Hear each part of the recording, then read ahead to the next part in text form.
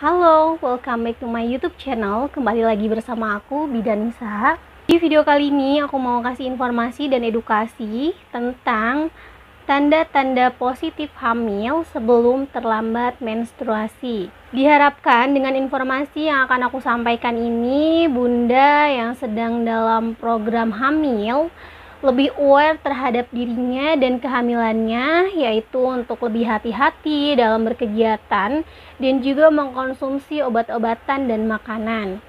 Juga untuk mengedukasi masyarakat dan orang-orang di sekitar, karena banyak kadang yang mengira kok nikahnya belum 4 minggu atau belum sebulan tapi dokter sudah menyatakan hamil 6 minggu mungkin, atau bahkan hamil 4 minggu, 5 minggu, berarti MBA dong atau hamil di luar nikah dong.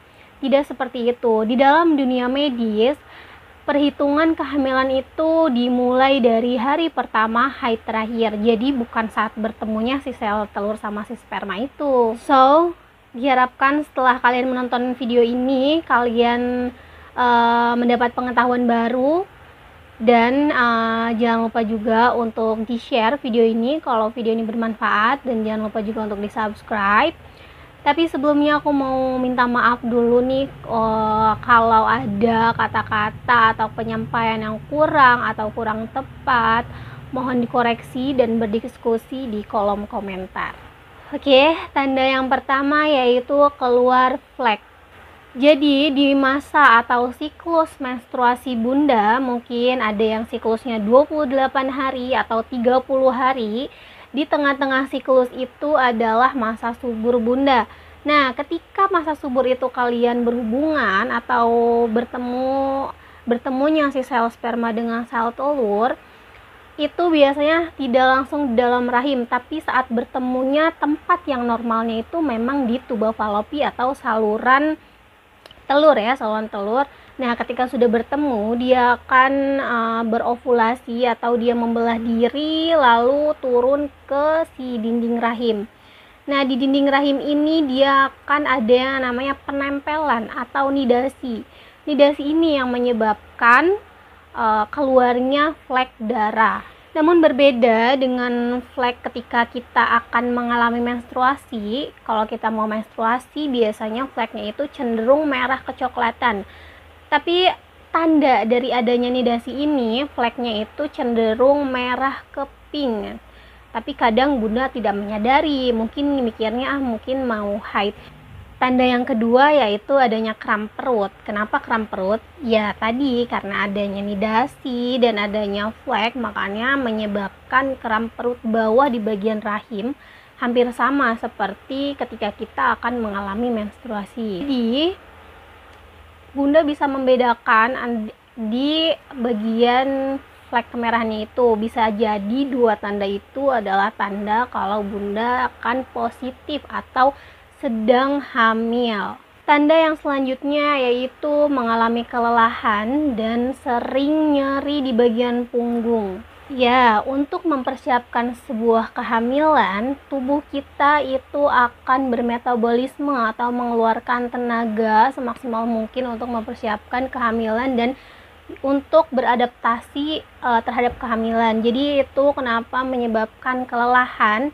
Dan untuk nyeri punggung itu sendiri berkaitan dengan si rahimnya. Karena biasanya ketika hamil muda, rahim itu mengalami pembesaran untuk menyiapkan kehamilan. Dan tanda-tanda itu bisa mengakibatkan atau menimbulkan rasa nyeri pinggang. Sama seperti saat kita akan atau sedang menstruasi, itu pasti kayak nyeri pinggang, sakit tuh bagian badan, kadang sampai seluruh badan tuh ngerasain sakitnya, tapi enggak semua ya. Perut terasa sering kembung dan sering kentut, rasanya seperti masuk angin. Kenapa demikian?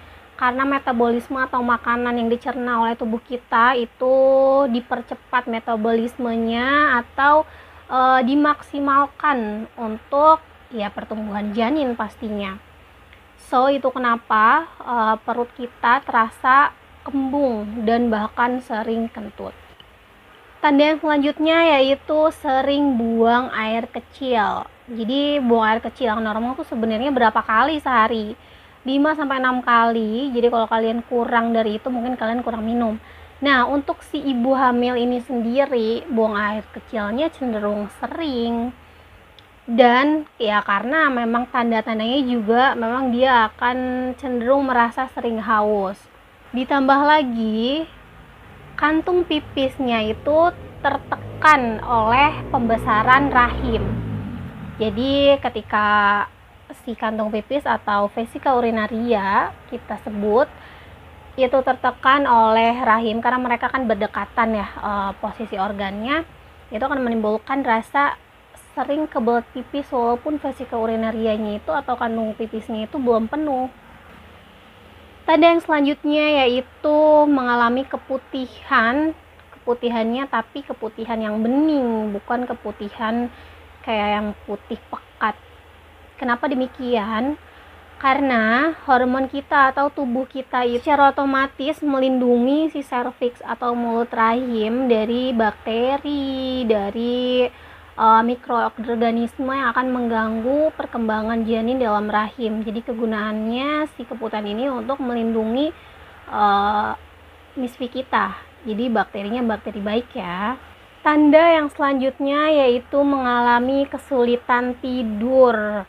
Ya karena dengan adanya perubahan hormon di dalam tubuh bunda itu akan mengakibatkan kita itu rasa tidak nyaman, seperti kita mau PMS, emosi tidak stabil, badan terasa tidak enak. Selanjutnya mengalami susah atau tidak nafsu makan, mual, muntah, dan pusing. Itu sudah pasti. Rata-rata ibu hamil di trimester pertama akan mengalami tanda dan gejala seperti itu yang kita sebut dengan HEG atau hiperemesis gravidarum. Selanjutnya, di bagian muka kita akan merasa muka kita kusam, jerawatan, karena yaitu perubahan-perubahan di hormon, terutama pada hormon progesteron. Selanjutnya adalah perubahan bentuk pada payudara bunda, karena tadi hormon yang sangat berperan penting untuk kehamilan adalah hormon progesteron, dan akibat dari perubahan-perubahan hormon yang tadinya stabil jadi meningkat, itu membuat kita merasa badan tidak enak, emosi tidak stabil, kita merasa tidak nyaman. Nah, hormon tersebut juga berfungsi untuk pembentukan plasenta dan pembentukan produksi ASI. Nah, untuk produksi ASI sendiri ya pasti akan berpengaruh untuk payudara. Biasanya hormon tersebut itu sangat penting untuk kehamilan di bawah 10 minggu. Nah, ketika bunda mengalami atau rasa-rasa payudara mulai tidak enak atau ada perubahan, itu biasanya yang spesifik atau signifikan berubah ketika bunda sudah hamil. Itu di bagian puting atau areola itu akan terasa atau berwarna lebih gelap. Nah, bunda, mungkin sekian tanda-tanda yang bisa aku sharing, mudah-mudahan bermanfaat, dan tujuannya supaya bunda lebih care kepada diri dan kepada kehamilannya, supaya kehamilannya sehat, terjaga, dan edukasi juga untuk kalian yang belum tahu. Semoga bermanfaat, dan kalau kalian butuh dibuatkan video apapun tentang kebidanan pastinya silahkan komen di kolom komentar atau kalian bisa DM aku di Instagram. Terima kasih udah nonton video aku. Sampai jumpa di video selanjutnya. Bye.